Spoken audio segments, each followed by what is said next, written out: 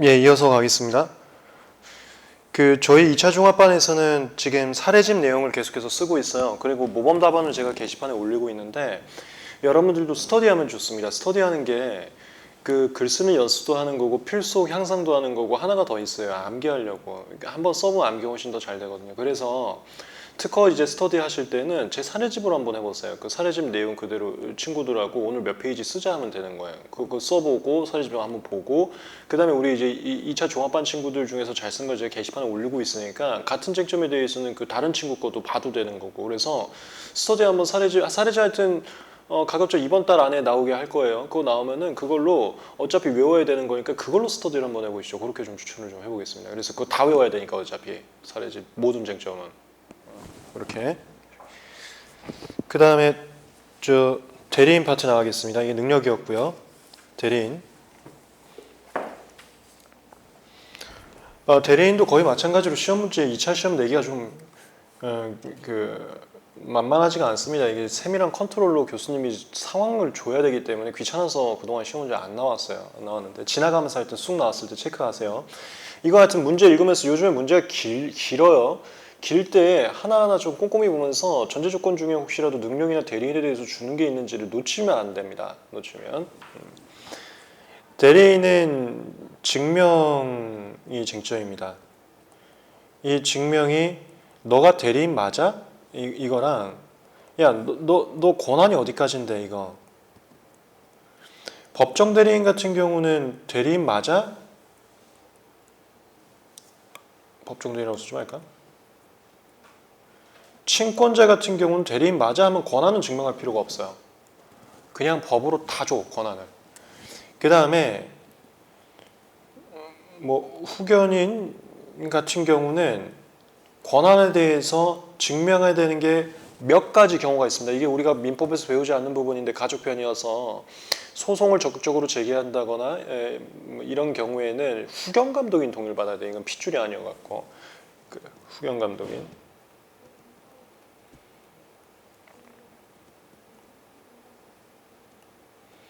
그리고 이거 증명은 우리 구도로 안 돼요. 무조건 서면으로 증명해야 됩니다. 그래서 어떤 서면 제출하는 겁니다. 그 다음에 임의대리인. 임의대리인은 특허관리인하고 다를 게 하나도 없어요. 똑같습니다. 제내자의 임의대리인, 제외자의 임의대리인 다 똑같은데 얘들은 권한에 대해서 다 서면으로 제출해야 돼요. 그걸 우리가 위임장이라고 합니다. 이 둘 다 나 대리인도 맞고 권한도 있어요. 이거 위임장으로 증명해야 돼. 그리고 이 위임장이 출전특 신청 후 불복, 추론의 변경 포기 취하 이런 건 일반 위임장으로는 안 돼. 일반 위임장이라는 게 특허에 관한 절차 모두 이 사람이 대신할 수 있다라고 쓴 추상적 위임장으로는 안 돼. 추론의 변경 포기 취하를 이 사람이 할 수 있다. 이렇게 구체적으로 쓴 게 필요하거든요. 그게 특별 위임장.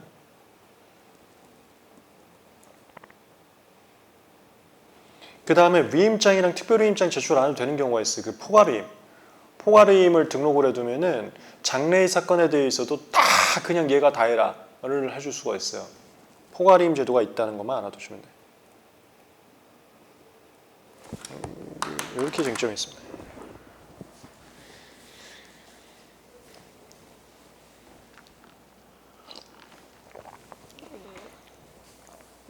특허법상 대리 8페이지에 1번 대리인에는 본인의 의사가 아닌 법률 규정에 의해서 정해지는 법정 대리인. 이게 정의예요. 이게 의입니다. 의 있을 때 이거 치는 거예요. 그래서 제가 아까도 말씀드렸지만 의, 판단기준, 기준잣대 이 세 개를 구분하시면 되는데 색깔별로 이렇게 나눠줘도 굉장히 도움이 될 거예요. 그 다음에 본인 의사에서 정해진 임의대리인. 이게 임의대리인의 의이고요. 그리고 넘어가서 2번에서 대리권 증명에서 첫 번째 줄 제일 끝에 대리권은 서면으로서만 증명해야 되고요. 그 서면 증명이 됐는지 아닌지가 우리가 방식 단계에서 봅니다. 방식 단계. 특히나 얘네들은 전부 다 서면 증명이 미흡하면 보정명령으로 때려요. 반려사유 말고 보정명령으로 때리고 있습니다.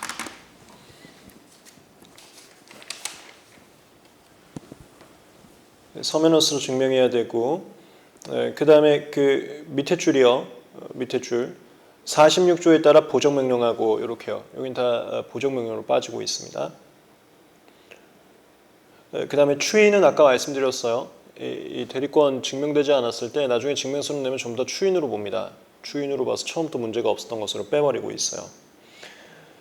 그 다음에 4번 대리권 불소멸. 요거 한 번도 2차 시험에 아마 제 기억으로는 나온 적이 없는데 맘먹고 낸다면 낼 만한 쟁점입니다. 얘는 낼만한 쟁점입니다.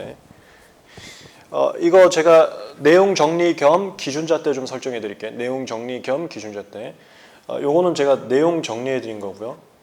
아까 내용 정리 제가 뭐라 그랬어요? 해설. 이건 제가 전부 다 해설해 드린 거고요. 여기도 다 해설하면서 이게 이제 잣대였고 이게 해설이었고 하여튼 두 개를 강의한다 보시면 돼. 여러분들 암기에 편한 해설과 논술할 수 있는 잣대 설정 그 두 개. 이건 이제 해설이면서 잣대를 동시에 말씀드렸죠.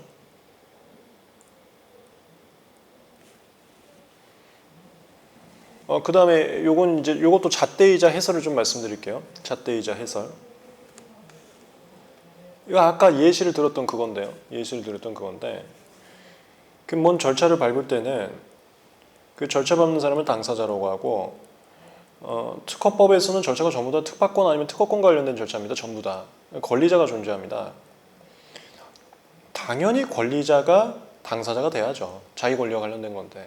근데 그렇게 진행을 하다가 이분이 사망하신 거예요. 그러면 여기서 당사자가 사라져버려요. 그런데 사망했을 때 권리자는 민법에 의해서 자동적으로 바뀌어버립니다.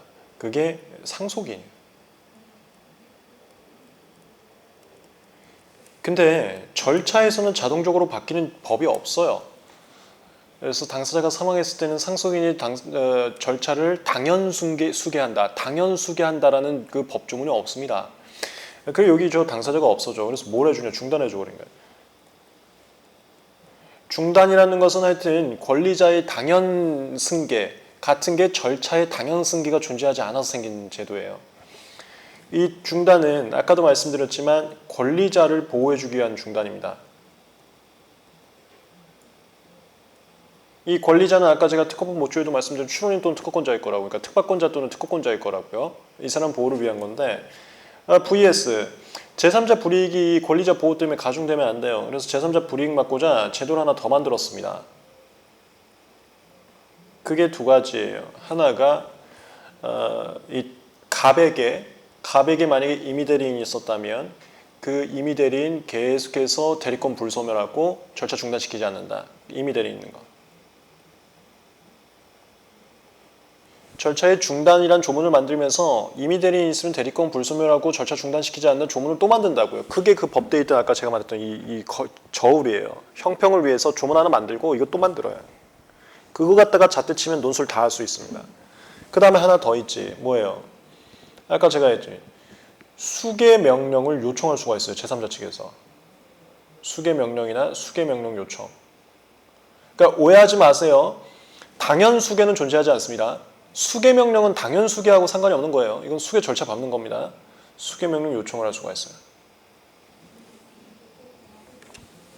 요거 대리권 불소멸.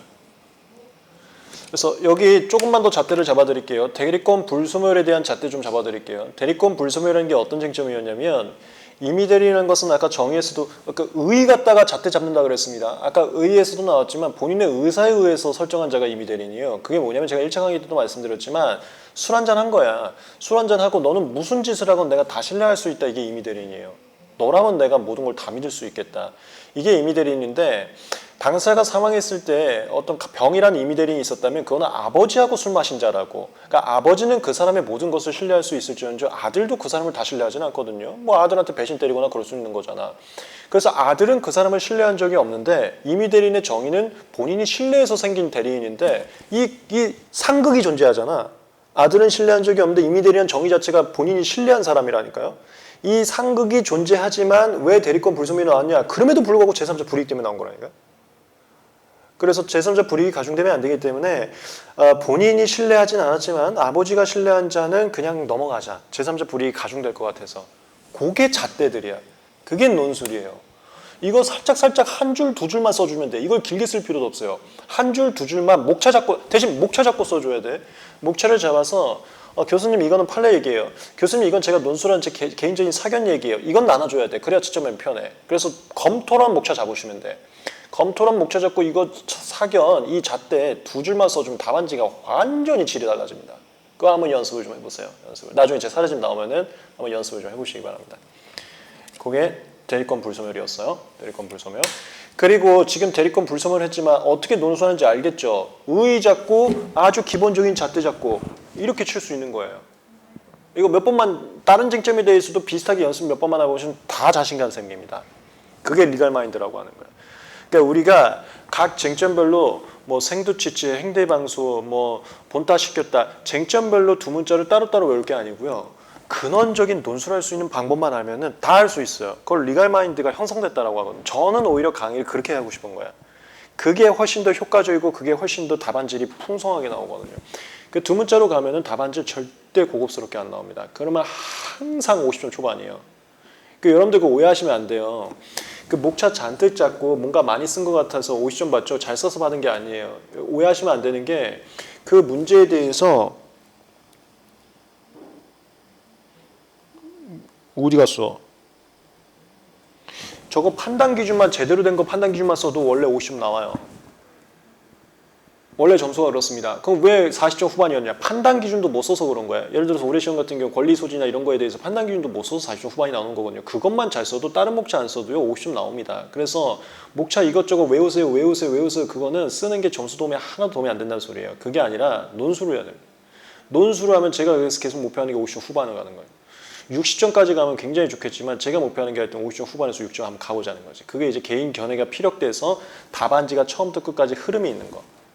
외워버리면 딱딱 끊겨버리거든요. 그게 어렵지가 않다를 계속해서 제가 보여드리고 싶은 거예요. 몇 번만 연습하시면 자연스럽게 생기기 때문에. 그래서 이것도 참 괜찮은 시간인데요. 이 중단이나 임의대리권 불소멸이 시험 문제 나오기 어렵습니다. 2차에. 그래서 한 번도 안 나왔어요. 문제 만들기가 교수님께서 굉장히 귀찮아요. 그래서 강사들도 안 만들어요. 귀찮아서 문제 만들기가. 그래서 2차 시험에 잘 나오진 않지만 우리가 시간 많이 투자했죠. 그게 리갈 마인드 형성에 상당히 도움이 될 겁니다. 그러니까 맨날 시험 문제 나오는 신규 진보성과 간접 침해, 권리 소진, 뭐 의식적 제외 여기서도 이 논리로 충분히 할 수 있어서 이 논리를 한번 좀 경험해 보는 게 굉장히 도움이 되는 거라고요. 자, 그게 대리권 불소멸이었어요. 대리권 불소멸. 그 8페이지의 대리권 불소멸이었습니다. 거기 대리권 불소멸에 8페이지에 그 1번 본인의 사망, 그 다음에 9페이지 2번 본인의 합병, 그 다음에 3번 본인이 수탁자, 4번 법정대리, 5번 법정대리 이게 전부 다 그 위임이라고 술 한잔 한 사람들이에요. 그러니까 내가 대리인 선임했다 이거야. 내가 신뢰한 사람들이야. 근데 그 신뢰한 사람이 다 없어져 버렸다 이거야. 그렇지만 남기자 이거야. 제3자 불이익 방지로 해서 이게 다 술 마신 사람들이에요. 그러니까 제가 그냥 예시를 위해서 술 마셨다는 거고 예를 들어서 뭐 식사했다고 해도 되는 거고 맛있는 밥 먹거나 그런 사람들이 이거지. 그 다음에 5번 개별대리. 개별대리는 이거 기준 잣대가 절차 편의입니다. 절차 편의를 위해서 대리를 여러 번 선임하면은 각 대리인마다 서로 간에 동의가 있어야지만 어떤 서면을 제출할 수 있는 건 아니고 본인이 다 신뢰한 사람들이기 때문에 한 명 한 명 서면 내도 괜찮다 이거예요. 그 오해하시면 안 돼요. 개별 대리하고 공동 대표, 각자 대표 있죠. 개별 대리가 9조고 각자 대표가 11조인데 그 두 조문 전부 다 서류 제출과 관련된 쟁점입니다. 서류 받는 거 말고요. 서류 제출과 관련된 쟁점. 그래서 절차를 밟는다는 것은 서류를 제출한다고 하는데 절차를 밟을 때 수인이 공동으로 동의해서 밟아야 되냐 그럴 필요 없다 이거야. 개별적으로 밟아도 된다. 이게 개별적으로 절차 내도 된다는 소리예요. 다만 이 개별 대리와 각자 대표를 확대 해석해서 서면을 줄 때에도 한 명한테만 줘도 효과를 주게 하는 거지 개별 대리와 각자 대표한테 서면 제출 쪽 쟁점이라고 보시면 돼요. 한번 읽어보시면 됩니다. 그 내용 간단하니까 넘어갑니다. 대리인 개임은 이거는 뭐 저 난리난 상황이기 때문에 2차 시험이 나오지도 않지. 이거는 진짜 쪽팔린 상황이에요. 그러니까 본인이 미성년자가 아닌데도 너 말을 왜 이렇게 못하냐, 너 우편 받을 줄 몰라, 뭐 이런 상황이고, 그 다음에 본인이 대리인 선임은 대리인이 이제 말 더듬는 거라 그랬죠. 그런 상황이다 보니까 이건 실무에서 제가 본 적이 없습니다. 본 적이 없는데 이거 마이크 써도 되나? 생각 없이 마이크를 썼네. 그런 상황인데요. 얘도 이쪽 성격이 있어요. 법조문에 규정되어 있지는 않지만 특허청이 좀 불편해졌어요. 뭔 소리 하는지 제가 못 알아먹겠어요. 그거랑 그 다음에 이 컨셉이 굉장히 많이 들어갑니다. 본인 보호. 그건 뭔 소리인지 모르면 특허청에서 알아듣지 못하기 때문에 잘해줄 수가 없습니다. 본인 보호를 위해서 만든 성격이 좀 센 거. 방식 중에 하여튼 이것만 성격이 센 게 있고요. 이것까지 가미된 성격들이 있어요. 이건 기준잣대 설정할 때 참고하시면 되는 거예요. 그래서 얘는 그 46조하고 비슷하게 와요. 본인 보호를 위해서 일단 대리인 선임 개인 명령을 하고요. 그다음 명령 전에 진행된 그 어리버리한 절차들 있죠. 그거 무효로 해줄 수가 있습니다. 어리버리하니까 다시 처음부터 내가 하게 해줄게. 그거 무효로 해줄 수도 있고요. 이게 다 본인 보호를 위해서 그렇게 만든 잣대들입니다. 읽어보시고요.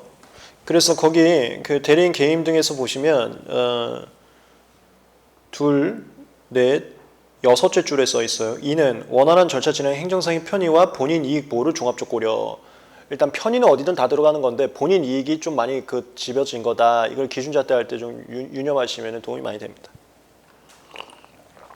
그 다음에 쌍방대리는 제가 봤을 때 시험 문제 나오기 어려워요. 그냥 노파심에서 집어넣은 거지 그냥 읽고 넘어갔어요. 이게 당사자기 사건이 있습니다. 당사자기 사건. 우리 무효심판이나 권리범위 심판. 당사자기 사건이면 서로 싸우는 건데 내가 제도 대리이고 내가 제도 대리인이야. 마치 뭐 부동산 중개할 때 내가 제도 대리인이고 내가 제도 대리인이야. 공동중개 절대사절 뭐 그런 거 있잖아요. 그런 거 있으면은 이게 안 된다 이거야. 서로 싸우는 사람인데 무슨 대리를 다 하냐 이거지. 그래서 쌍방대리가 그거예요. 상대방 다 하지 말라고. 한쪽만 하라고. 그거는 이제 변리사법에 따라도 타당하지 않은 것 같다. 그런 내용이니까 그냥 쌍방대리 안 된다. 그 정도만 하시고 넘어가시죠. 이거 우리가 그래서 컴플리트라는 단어도 많이 써 실무에서는. 그거 제 고객이어서 그 사람한테 공격하는 건 저한테 컴플리트가 있어요. 컴플리트가 갈등이라는 소린가? 맞나요? 컴플리트에 있다 그렇게 얘기하거든요. 네, 쌍방대리 간단히 넘어가시면 돼요. 그 다음에 그 9페이지에 맨 밑에 3번 관련이라고 해서 나오는데 이런 것들이 이제 사소한 쟁점들로서 판례노트에서 조금씩만 보강을 하면 좀 안전하지 않을까 싶은 쟁점들이거든요. 이런 것들 때문에 제가 판례노트 조금만 한번 봐주시면 어떻게 하냐 싶은 건데 거기 나온 판례가 이거 우리 판례노트에서 되게 깊이 있게 많이 한 거예요. 출원인과 대리인이 있을 때 둘 중 먼저 받은 사람한테 받은 날짜 잡혀서 그날부터 이제 날짜 잡는다. 예를 들어서 거저결정서라면은 출원과 대리인 중 빨리 받은 사람부터 30일 잡는다. 그 소리거든요. 이런 거 이제 판례 강의 통해서 좀 더 보충을 해주면 좋겠어요. 그 다음에 2번 법원은 본인뿐 아니라 대리인 보조인도 책임질 수 없는 사유. 이거는 저는 시험 문제 한 번쯤 나와봐도 괜찮다고 생각이 돼요. 이게 이제 그 서류 송달하고도 연관되는 건데 이건 잠깐만 소개할게요. 이런 게 이제 판례노트에 있는 거니까 판례노트 좀 보충하면 좋은데요. 이것도 제가 해설과 논술을 위한 잣대 잡는 거 이거 다 보여드릴게. 예시를 보여드릴게. 이 쟁점은 지금까지 나온 적도 없고 나오긴 쉽진 않지만 이 예시를 통해서 다른 쟁점에서 연습해보라는 취지로 제가 한번 좀 잡아드릴게요. 근데 요거는 한번 좀 나왔으면 괜찮을 것 같은데 여기 거저결정 나왔습니다. 근데 얘가 그 대리인이 있었어요. 거저결정서를 대리인한테 먼저 보냈습니다. 특허청에서는. 거저결정서를 대리인이 송달받았어요. 특허청에서는 얘가 송달받았으니까 30일 카운팅 시작했습니다. 이날부터. 이게 송달이 4가지 방법이 있어요. 직접, 우편, 온라인, 공시. 근데 직접은 쟁점이 없어요. 직접 주는 경우가 없습니다. 우편으로는 우체국 RC가 그 사인한 날을 특허청에 보고를 해줘요. 그럼 그날부터 30일 카운팅 한다는 소리고 온라인이면 그 메일함처럼 나와요. 특허로 사이트 있거든요. 특허로라는 사이트. 거기에 로그인하면 메일함처럼 나와서 그거 클릭해서 누르면 그날 받은 게 돼요. 그 특허청이 전산으로 자동으로 갑니다. 그 다음에 공시는 특허 공부에 올리고 2주 지나고 다음날 똑같은 사람에게는 올리고 다음날 그때부터 카운팅 30일 시작하는 거예요. 이거 하여튼 뭔가 우편이나 온라인에 의해서 대리 받았다 이거지. 그래서 30일 카운팅 했는데 여기서 거부심 청구한 거예요. 거부심을 누가 청구했냐면 본인이 청구했어요. 출원인이. 그 심판원에서는 각하시켰습니다. 그거 오해하면 안 된다 그랬어요. 심판 절차는 특허에 관한 절차하고 민사소송법이 짬뽕이 돼버렸어요. 그래서 방식 불필요하게 2번 합니다. 특허에 관한 절차의 방식인 서류 반려와 절차 모의도 하고 민사소송에 관한 방식인 심판청구서 각하 결정과 심판청구 각하 심결도 해요. 근데 그 기간 오바가 반려사유거든요. 근데 그 기간 오바 사유 중에서 주무관님들이 할 일이 아니고 좀 복잡한 일, 법적인 해석이 필요한 일들은 심판관이 합니다. 그리고 심판관이 하면은 그 각하 심결 쪽이야. 이거 각하시켜버렸어요. 하여튼 그 개념만 가져가시면 돼요. 특허에 관한 절차랑 민사소송 절차랑 방식이 짬뽕되고 방식이 두 개 겹쳤다 그 느낌만. 이 각하심결해버렸거든요. 기간 오바를 사유로. 이거에 대해서 이제 추론이 잘못했다고 주장하는 거야. 뭐라고 주장하냐면 첫 번째, 대리인이 송달받았지만 이 30일 카운팅은 대리인이 송달받은 날부터 30일도 존재하는 거고 출원인이 송달받은 날부터 30일도 존재하는 거다. 내가 송달받은 것은 그날 송달받았잖아. 나는 뒤늦게 송달받았다. 그래서 내가 받은 날부터 30일도 존중해달라 라고 1차적으로 주장합니다. 고기들 나온 판례가 앞에 거예요. 대리인과 출원인 중 먼저 받은 사람부터 30일 카운팅한다 그 판례예요. 그래서 그건 못 봐주겠다 이거야. 이거 잣대 들어가는 거야. 무슨 잣대? 제3자 불이익. 쥐들 아무나 송달받부터 계속 30일 줘버리면은 확정이 안 돼요. 확정이 안 되면 이게 제3자 예측 가능성으로 가는 거예요. 제3자는 이건 날짜 카운팅해서 쟤 죽었구나. 확정됐구나. 아니면 쟤 살았구나. 내가 아직 조심해야 될 거야. 이걸 계속 보고 있거든요. 모니터링 하거든요. 그게 안 돼. 얘 잣대는 제3자 불이익 방지를 위해서 출원인과 대리인 중 먼저 받은 날부터 30일을 하는 것이 타당하다. 일로 치는 거예요. 내가 아까부터 계속 얘기했어요. 잣대는 출원인 특허권자 보호로 칠 건가 제3자 불이익으로 칠 건가 둘 중에 하나 잡으면 다 칠 수 있거든. 이건 제3자 불이익 쪽으로 잡은 거야. 그리고 제가 아까도 말씀드렸어요. 판례 웬만하면 타당으로 쓰는 게 좋아요. 그거 부당 칠 거면 판례보다 더 똑똑해야 되거든. 그거 쉽지 않잖아. 판사들보다 똑똑하게. 웬만하면 타당으로 가세요. 판례가 그렇게 있으니까 판례 쪽으로 맞추려면 제3자 불이익 쪽으로 잣대를 맞춰야 된다 이거지. 그거 잡고요. 그 다음에 출연 측에서 두 번째로 주장했어요. 두 번째가 이겁니다. 야, 대리인부터 받은 날부터 30일 했다면 그럼 이걸로 가자. 오케이. 30일 지난 거 그럼 내가 인정하겠다. 다만 대리인이 나한테 거저결정서 받았다는 사실을 얘기를 안 줬다 이거야. 이게 무슨 상황이냐면 제가 그 판례 강의에서도 하는데 대리인이 어떻게 하냐면 그 사무소 그 직원이 우편을 받거나 온라인을 받거나 받아요. 받고서 이걸 프린팅을 합니다. 프린트를 하고 그걸 변리사한테 줘요. 변리사 보고 이거 챙기라고. 근데 가다가 프린트를 떨어뜨릴 때가 있습니다. 떨어뜨리면은 직원은 받았지만 떨어뜨려서 그걸 발로 차요. 다른 사람들이 지나가다가 죽기 싫으니까. 그래서 변리사한테 손이 안 가요. 변리사한테 손이 안 가면 변리사가 보고를 안 하는 거야. 그런 경우가 나와요. 그래서 어쨌건 고객이 보고 못 받았다 이거야. 그래서 나는 거저결정서를 받은 사실을 도저히 알 수가 없었기 때문에 나 이거 책임질 수 없는 사유다. 추후 보완이라도 해달라. 이걸 주장합니다. 추후 보완해달라. 내가 거저결정서 받은 사실을 전혀 모르는데 내가 어떻게 거저결정 불복 심판 청구 30일 맞추냐. 이것도 안 받아줬어요. 이걸 안 받아주면서 나온 게 10페이지 제휴입니다. 책임질 수 없는 사유라 함은 본인에게만 있는 것이 아니라 대리인과 대리인 보조인이 그 변리사 사무소 직원 얘기하는 겁니다. 걔들까지도 다 포함시켜서 걔들 모두에게 책임질 수 없는 사유가 존재할 때만 추후 보완이 허용된다. 이게 판례예요. 자, 그럼 이것도 잣대 들어가는 거야. 판례는 안 된다 그랬잖아. 안 된다는 건 누구를 안 된다는 거야? 출원인 말이 안 된다는 거잖아. 그럼 판례를 타당하게 하면 어떻게 가야 돼? 제3자를 가야지. 그럼 여기 또 그걸 치는 거예요. 제3자 불이익 방지를 위해서 판례의 태도가 타당하다. 그럼 제3자 불이익은 또 왜 방지해요? 그걸로 가는 거야. 절차치요. 아무거나 추후 보완되면 제3자 입장에서는 죽었구나 해서 모방하려고 하는데 살아나잖아. 그게 제3자 불이익이라는 거지. 이렇게 치는 거예요. 논술. 되게 쉽게 칠 수가 있어요. 그래서 대리인과 대리인 보조인도 포함시켜서 추후 보완의 그 주체, 책임질 수 없는 사유를 주체를 넓혔습니다. 이거는 제가 한마디만 더 하자면 이것도 들어가요. 이게 대리인이 임의대리입니다. 임의대리 내가 술 마셨다 했잖아요. 술 마신 거는 그 사람과 그 사람 직원까지도 다 신뢰했다는 소리예요. 본인이 신뢰한 거기 때문에 그 사람들의 잘못은 본인이 책임져요. 그럼 이거 어떻게 해야 되냐? 특허 날아가는 거예요. 대신 이제 대리인 멱살 잡는 거야. 이런 게 이제 사무소 멱살 잡으러 오는 거예요. 고객들이. 그런 경우가 좀 있습니다. 됐어요? 이런 것들이 이제 요약서로서 만약에 좀 부족하다면 하여튼 판례 노트를 좀 보충하시고요. 그 다음에 제가 그 판례 노트가 판례 강의가 있는데 판례 강의는요 1차 전용 강의가 아닙니다. 제가 그 판례 강의에도 아마 해설을 넣으라고 학원에다 얘기를 했었는데 그건 1, 2차 공통 강의예요. 1차 그 판례 강의가 혹시라도 좀 필요하신 분들은 2차생들도 들으라고 제가 만든 거니까 그거 들으시면 돼요. 그 1, 2차 공통 강의입니다. 그 제 종합반 분들한테는 지금 판례 강의 다 들으라고 하고 있어요. 왜냐면 여러분들한테하고 똑같은 얘기했거든요. 사례집, 요약집, 판례노트 다 외우라고. 그 세 권이 건수는 두껍지만 내용은 중복되기 때문에 다 할 수 있다. 다 외우라고 하기 때문에 판례 강의 좀 그 친구들은 듣고 있어요. 그 다음에 2번 복수당사자 대표.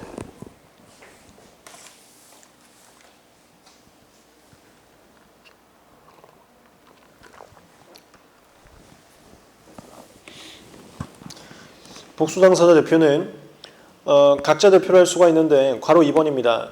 그 자기들끼리 신뢰가 되지 않을 때는 야 네가 제일 똑똑하니까 네가 알아서 다 해라. 제가 저 하다가 망치겠다. 네가 해라. 이렇게 대표자 선정해서 신고할 수가 있습니다. 그러면은 대표자만 절차를 밟을 수가 있어요. 그들의 편의를 위해서 만들어졌다. 이렇게 좀 정리 좀 하시죠. 그들 출원인들 그 절차 받는 사람들 걔네들의 편의를 위해서 대표자 선정해서 신고할 수 있는 제도를 마련해 줬습니다. 그 다음에 여기는 1차 시험에서 맨날 나오는 건데 다만 대표자를 선임했다 하더라도 11조이랑 각호에 해당하는 거. 그러니까 출전투 신청 후 불복에서 특복 빠진 거 6조하고 그 특복 빠진 거. 걔네들은 대표자 혼자 못해요. 왜냐면 이것도 또 똑같아. 그들 보호야. 그들 보호기 때문에 대표자가 그 절차를 밟을 때는 전원의 동의서 받아야 됩니다. 그래서 이건 뭐 다 사소한 내용이니까 한번 쑥 읽어보시면 되는 거고요. 그 다음에 송달 관련도 이게 또 판례노트에 있는 내용인데요. 판례노트에 있는 내용. 그러니까 아까도 말씀드렸지만 송달이라는 게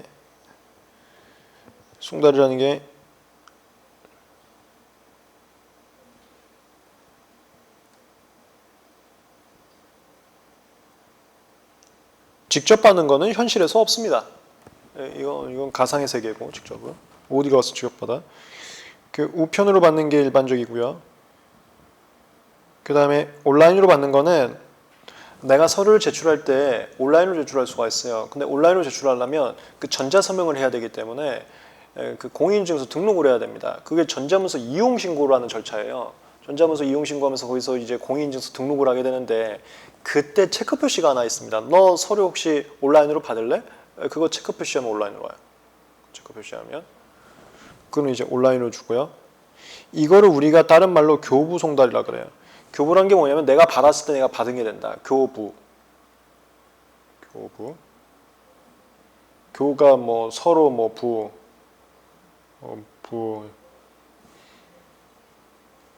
뭐 받았다. 교부. 뭐 교부 하죠. 그 다음에 이제 교부 송달 말고가 이제 공시 송달이 있어요. 공시는 받지도 않았고 공시는 공개적으로 시가 보일 시 공개적으로 보였다 이거야. 공개적으로 보인 걸로 받게 하는 걸 공시 송달이라고 해요. 지금 나온 판례는 이쪽이에요. 공시송달. 공시송달은 그 당사 또는 대리인의 주소지가 불분명할 때 하는 수법인데 이때 이제 대리인은 없었고 여기 지금 출원이 2명이었어요. 출원이 2명일 때 특허청 측에서는 둘 중에 한 명한테만 거절결정서 송달을 해봤고 주소가 불명이 되자 맞바로 공시송달을 했습니다. 이게 타당한가 이쟁점이었어요. 그거에 대해서 판례는 한 명한테만 주소지 불명일 때 공시송달할 게 아니라 전원이 주소지 불명일 때 공시송달 해줘라 이렇게 결론 같습니다. 자 그럼 이제 잣대 치는 거 알려드릴게. 잣대는 무조건 만만한 게 그거라 그랬어요. 출원인 특권자 보호 아니면 재산자 불이익. 여기는 판례가 둘 다 불명일 때만 공시송달하래. 그거는 출원인 보호예요. 한 명만 불명일 때 공시송달하지 말고 다 불명일 때 공시송달하래. 일단 이 느낌 좀 아세요. 공시송달하면 몰라. 아니 누가 특허청 사이트 와서 공시했는지 그걸 일일이 체크하고 있어요. 절대 못 받는다고 보시면 돼. 그러니까 공시송달하면 무조건 불이익하다고 생각하세요. 그 공시송달을 한 명만 주소 불명일 때도 하는 거냐 모두 다 주소 불명일 때 하는 거냐 모두 다 주소 불명일 때 한다가 출원인한테 더 도움이 돼. 근데 판례는 출원인한테 더 도움되는 쪽으로 결론을 냈다 이거야. 그러면 이걸 타당으로 치기 위해서는 출원인 보호로 가야 될 거 아니야. 그러면 이제 출원인 보호로 가는 거죠. 특허법의 목적은 발명을 공개한 다음 공개한 자를 보호해 주는 것이 근원적인 목적이기 때문에 이 경우는 출원인 보호를 위해서 판례와 같이 모두가 불명일 때 공시송달하는 것이 타당하다를 치는 거예요. 이게 아주 만만한 잣대 치는 거. 잣대 치는 거 연습 오늘 좀 많이 했습니다. 그 얘기였어요. 그게 10페이지 송달 관련이었습니다. 넘어갑니다. 이런 것들이 이제 판례노트에서 자세하게 하니까 혹시라도 이제 부족하면 판례노트 참고하시면 되는 거고. 11페이지 반려. 이건 뭐 그냥 간단하게 사료만 훑고 넘어갈까요? 이것도 하여튼 문제 내기가 좀 귀찮아갖고 한 번도 안 나오고 있는데 주요 사유만 좀 몇 개 좀 치고 가겠습니다. 주요 사유만. 일단 주유사유 치기 전에 1번의 의치제 3번 줄에 절차의 효율성 담보라고 써 있는데 어쨌건 이게 하여튼 그 절차 진행 기간의 편의성이라고 보시면 돼요. 편의성, 효율성이 편의성이라고 보시면 되는데요. 2번 주유 반려 사유 거기서 1번 그 고객 번호나 주소 안 쓴 거. 1번 고객 번호나 주소 안 쓴 거. 근데 이거는 2차 시험으로 내기가 너무 귀찮아요. 이건 거의 안 나올 거야. 고객 번호 안 쓰거나 주소 안 쓴 거. 그 다음에 2번 국어로 적지 않은 거. 이게 이제 외국어 추론 제도는 봐줍니다. 외국어 추론 제도는 봐줘요. 그래서 사조이랑 각호가 외국어 추론 제도 얘기하는 겁니다. 그 다음에 3번 명사수 미천부, 발명의 설명 미천부. 이거는 절차 편의하고 상관이 없어요. 이건 절차 편의하고 좀 다른 거야. 이거 약간 제3자 불이익 방지위에서 나온 거예요. 그래서 반려 사유 중에는 절차 편의만 아니라 제3자 불이익 방지도 이렇게 좀 들어가 있습니다. 이건 뭐냐면 부당한 출원자 선점이에요. 발명 내놓지도 않고 출원자 선점하는 거 맞겠다는 소리야. 얘는 제3자 불이익 방지를 위해서 불가피하게 집어넣은 방식 요건입니다. 3번이 좀 특이한 거고요. 부당한 출원자 선점 방지. 그 다음에 4번 이거 천공의 제출 유예제도. 그 다음에 8번 이거 천공의 제출 유예제도. 이거 특허청에서 이거 귀찮다 이거예요. 4번 8번 천공의 제출 유예제도. 그 다음에 9번도 천공의 제출 유예제도. 그리고 21번이 외국어 출원. 천공의 제출 유예제도와 외국어 출원에 대해서 반려사유를 집어넣는 거. 이걸 우리가 그 절차의 제한이라고 합니다. 천공의 제출 유예제도에 쓰면 청구를 내야지만 이런 절차 밟을 수 있다. 외국어 출원에 쓰면 번역문을 내야지만 이런 절차 밟을 수 있다. 이거 1차 할 때 단순 암기했던 거 있죠. 그 내용들이에요. 그 다음에 5번 이거 방금 했네. 특허관리인 5번. 그 다음 6번이요. 기간오바. 기간오바 할 때 심판에서 조심하세요. 심판에서 단순한 기간오바 하면 반려인데 좀 법적 해석이 필요하고 이렇게 판례까지 갈 사안이면 심판부한테 넘겨서 각하신결로 빼버립니다. 기간오바. 그 다음에 7번 당의 권리를 밟을 없는 자가 제출한 서류. 이거는 권리 능력이 없는데 권리 능력이 있어야지만 밟을 수 있는 절차 밟았을 때, 아니면 우리 절차 주체기간 서면을 정리하지 않았습니까? 그 주체적용권 위반되는 사람이 그 절차 밟았을 때 요거라고 보시면 돼요. 그래서 1차 할 때는 맨날 시험 문제 나온 게 이거지. 여기에 25조는 포함되지 않는다. 제외자 외국인이면서 동맹국이 아닌 사람은 권리 능력 안 주잖아요. 그것은 여기에 포함되지 않고 거절이 요한다. 그건 1차 할 때 맨날 나온 거고. 그 다음에 10번. 요거는 보론용어로 간간히 그냥 써보시죠. 이거 10번은. 재심사와 관련된 거 나오면은 보론용어로 써보세요. 보론용어로. 10번 정도가 좀 답안지에 쓸만한 내용이겠네요. 재심사 청구의 투기 반려사유. 재심사 청구의 투기 반려사유. 그래서 보정 없이 재심사 청구하거나 67조의 2의 1항 단서에 해당하는 게 두 가지예요. 하나가 거부심 청구했는데 재심사 청구하거나, 거부심하고 재심사는 둘 중에 하나밖에 못 하거든요. 거부심 이미 청구했는데 재심사 청구, 아니면 재심사에 따른 거절 결정이 있었는데 재심사 청구하거나. 그럼 절차 지연 반복 때문에 안 되잖아요. 이건 보론용. 싹 한번 주요 반려 사유만 정리 좀 해봤습니다.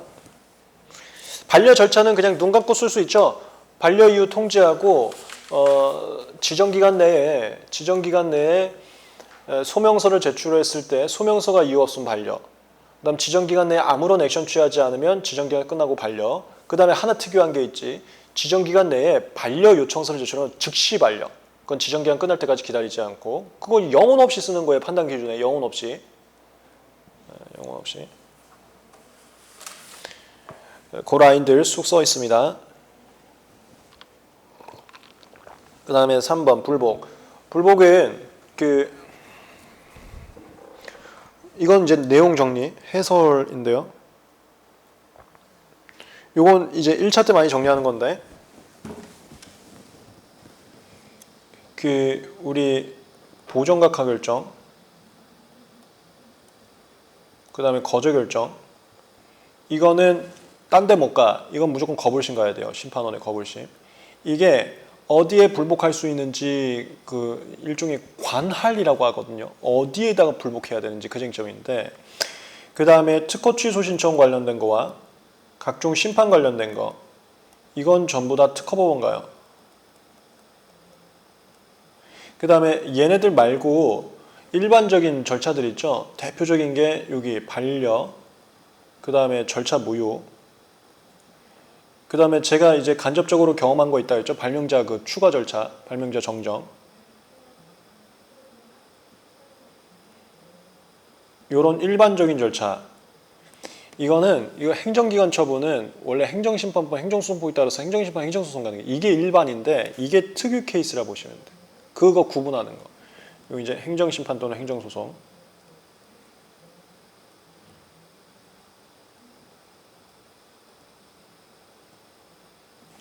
이게 일반적인 절차고요. 이게 특유 절차예요. 이 특유 절차가 이제 시험 문제 잘 나오는 거고. 지금 그거 써 있는 게 이거 반려예요. 반려는 행정심판, 행정소송에 따라 불복할 수 있다. 기간은 똑같아요. 30일. 30일. 우리 여기도 30일이었잖아요. 이것도 30일이고. 30일.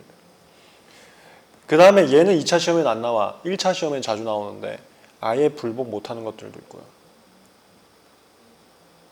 이건 절차 지연 방지를 위해서 아예 불복 못하게 하는 것들이 있어요.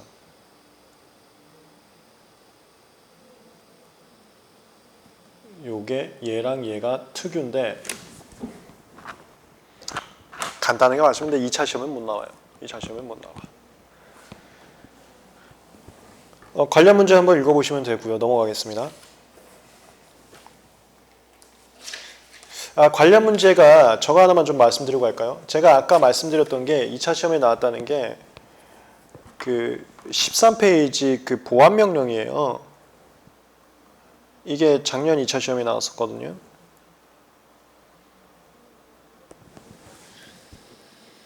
PCT 추론을 했습니다. 수리관청에다가. 이게 파트 1 쟁점입니다. 파트 1은 방식 업무 하는 쟁점이고요.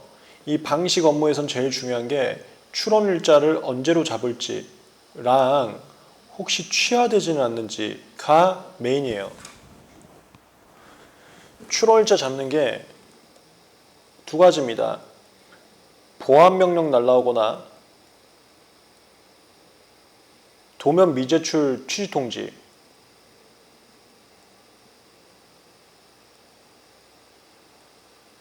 이거 했을 때 보안서나 도면 제출하면 이거밖에 시험이 안 나와요. 출원일이 여기가 되는 거죠. 그게 아니라면 출원일이 여기고요. 2차 시험에서 뭐가 나왔었냐면 여기서 보정서를 제출했대요.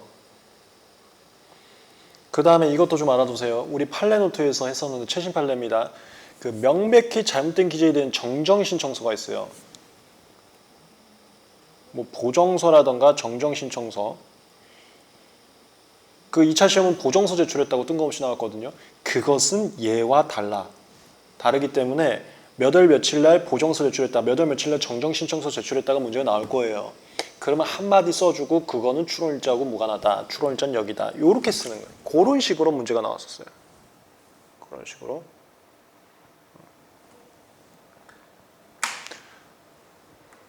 간단하죠. 그러니까 이 정도밖에 못 내. 그러니까 이 방식적인 부분은 2차 시험에 내는 게 한계가 있어요. 근데 이렇게 나왔을 때 이걸 놓치면 안 되니까 한번 쑥 훑고 가는 거예요.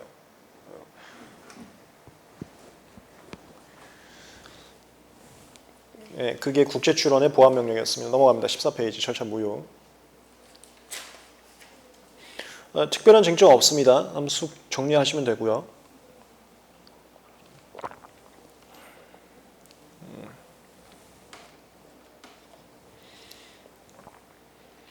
그 다음에 15페이지에 괄호 2번에 국제출원의 경우 보정명령이라고 되어 있는데 거기에 이제 그 사실상 195조에 뭐 조문이 따로 써 있긴 하지만 그 수수료 미납도 비슷하게 취급하고 있어요. 여기 수수료 미납은 안 써놨는데 수수료 미납도 비슷하게 취급하고 있는 거 같이 알아두고요. 수수료 미납 1번, 2번, 3번, 4번까지 써 있는데 5번하고 수수료 미납도 같이 이제 알아두시면 좋고요. 5번하고 수수료 미납.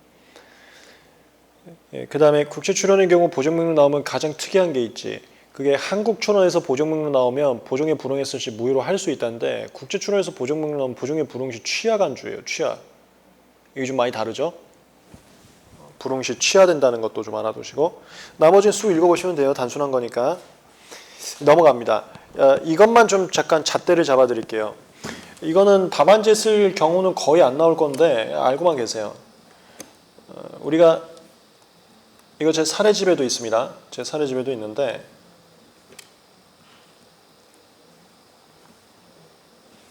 이건 잣대로 가져가시면 돼요. 어떤 절차를 밟으면 반려 여부 먼저 보고요. 그 다음에 절차 무효 여부를 봐요.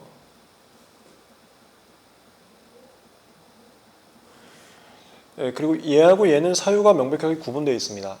그거에 대한 잣대.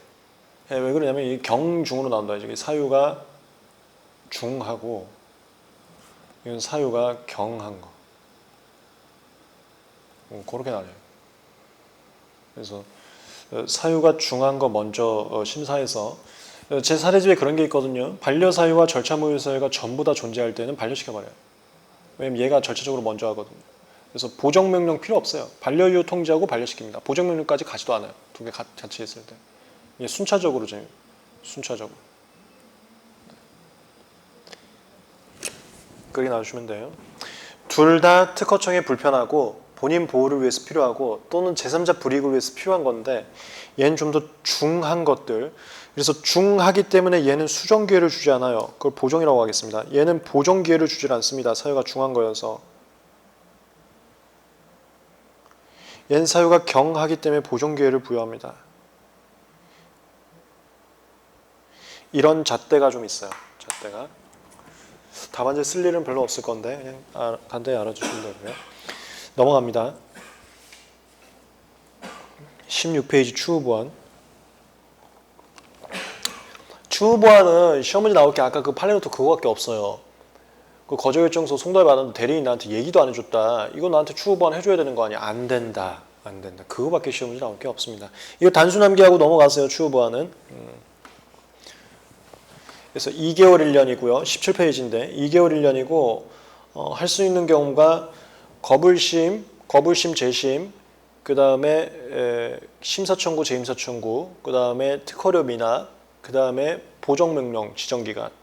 그렇게 단순함기하고 넘어가세요. 단순함기. 그리고 기간의 이제 계산 연장 이런 거 시험 문제 거의 안 나옵니다. 이건 보론용이에요. 보론용. 보론용으로 지정기간 연장하고 법정기간 연장만 좀 알아두시죠. 지정기간 연장은 이해관계인에게 지나치게 그 피해가 되지 않는 선에서 연장을 해줍니다.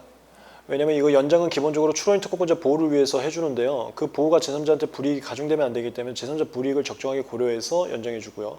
법정기간 말 그대로 법정이기 때문에 연장 가능한 것도 법정화되어 있어요. 그게 1회에 30일 이내에서 연장할 수 있고요. 다만 도서벽지 교통이 불편한 지역에 있는 자는 횟수나 기간을 추가로 연장해 줄 수 있고 이건 기본적으로 출원인 특허권자 보호해 주려고 이렇게 좀 해주고 있습니다. 그것만 보론용으로 한번 쓰시면 되는 거예요. 보론용으로. 다른 건 내용 할 게 없어요. 할 게. 그 다음에 계산은 연습만 해봅시다. 계산은. 이건 이제 해설로. 그 다음에 이거 제가 필기는 그 우리 JH제국 홈페이지에다 올려드릴 거예요. 홈페이지에다 올려드릴 거고 홈페이지에 올려드릴 때는 이거 까만 바탕 말고 흰색 바탕으로 올려드릴게요. 흰색 바탕으로. 기간은 거기서 나오는 거예요. 우리가 시험 문제에 신규 진보성하고 침해 쪽은 그냥 무조건 나온다고 보시면 돼요. 이게 변리사의 메인이어서 침해 판단과 신규 진보성. 근데 그 신규 진보성에서 맨날 같이 등장하는 게 30조하고 우선권 주장이에요. 30조 우선권 주장은 신규 진보성과 세트입니다.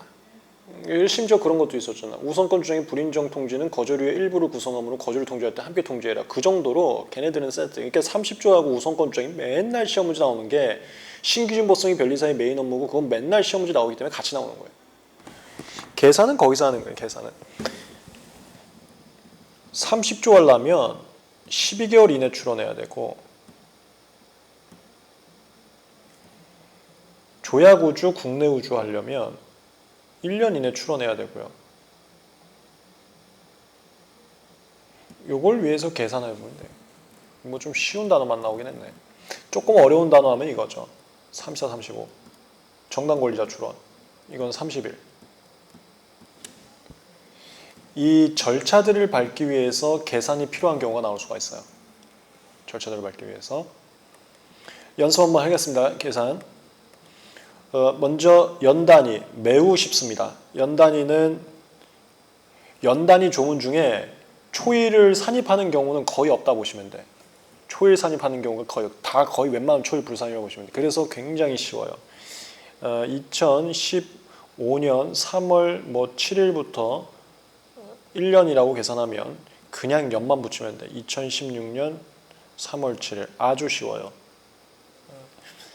그 다음에 월이 어려운 겁니다. 월이 2017년 3월 30일로 한번 해볼게요. 3월 30일 여기서부터 두 달 한번 해보겠습니다. 두 달 하면 그 초일 집어넣는 경우가 월에도 거의 없어요. 월에도 거의 없거든요.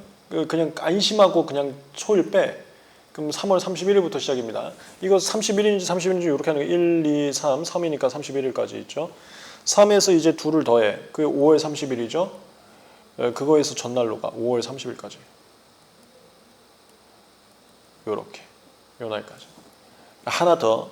만약에 구태여 문제에 이게 토요일이라고 써 있어. 그러면 이거 공휴일인 경우엔 다음 날로 만료한다. 그 문제 보라는 소리예요. 공휴일 경우엔 다음 날로 만료한다. 이게 월이었고 그 다음에 1로 갑니다. 2018년 5월 12일부터 30일 잡아보자면 이 일이 요 확정일부터 뭐 할 때는 초일이 들어가는 경우가 있을 수도 있고 없을 수도 있어요. 있을 수도 있고 없을 수도 있거든요. 그래서 아무리 이런 확정일은 초일이 들어가는 경우가 있을 수 있다 하더라도 없을 수 있는 경우도 있기 때문에 초일을 꼭 집어넣고 계산하는 게 문제 나오기 굉장히 어렵습니다. 뭔 뜻인지 알겠죠? 그래서 보통 그냥 초일 빼고 계산해도 보통은 문제가 없을 거야. 보통은.